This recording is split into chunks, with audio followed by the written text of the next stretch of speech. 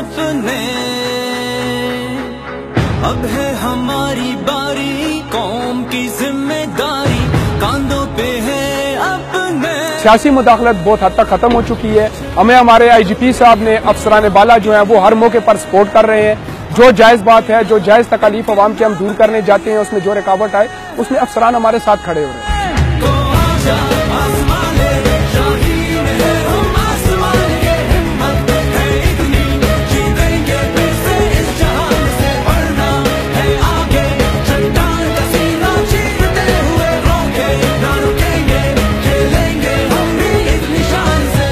Police की तब्दीली की बात एक मजाक लगती है, लेकिन आपको मैं ये नहीं किसकी जाब कर रहा हूँ। हकीकतन आप देखेंगे कि पुलिस और खास तौर पे KP पुलिस में बहुत हद तक रिफॉर्म्स आई हैं। और ये बात हमें जो टूरिस्ट आते हैं पंजाब से, हम उन्हें रोकते हैं, उनसे पूछते हैं, ये उनके अपनी जुबान की बातें हैं कि पंजाब में और KP पुलिस में बड़ा फर्क है। मेरिट के ऊपर फैसले हुए हैं, जिन फैसलों की वजह से आप देख रहे हैं कि आपको ज्यादातर एसटोज और जो स्टाफ नजर आ रहा है वो यंग नजर आ रहा है। इससे पहले एक चेन चल रही थी खिदमत वालों की, उसमें हम लोगों को मौका नहीं मिल रहा था।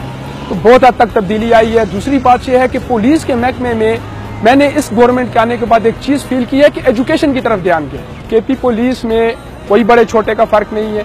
जिस गाड़ी पे हमें डाउट गुजरता है, चाहे वो MNA की है या MPA की है या किसी मिनिस्टर की है, डिस्ट्रिक्ट एबटाबाद की एंट्री का ये मेन रास्ता है। अब इस शहर की हिफाजत का दारोमदार जितना भी है वो इसी रास्ते से जाने वाली गाड़ी पे है। अगर आप देखें तो सेकंड के हिसाब से गाड़ियां गुजर रही हैं। इसलिए अगर एक छोटी सी भी हमारी गलती हो जाती है या इसको हम चेकिंग को अवॉइड कर देते हैं तो उसमें हमारे लिए एक बहुत बड़ा प्रॉब्लम बन जाता है।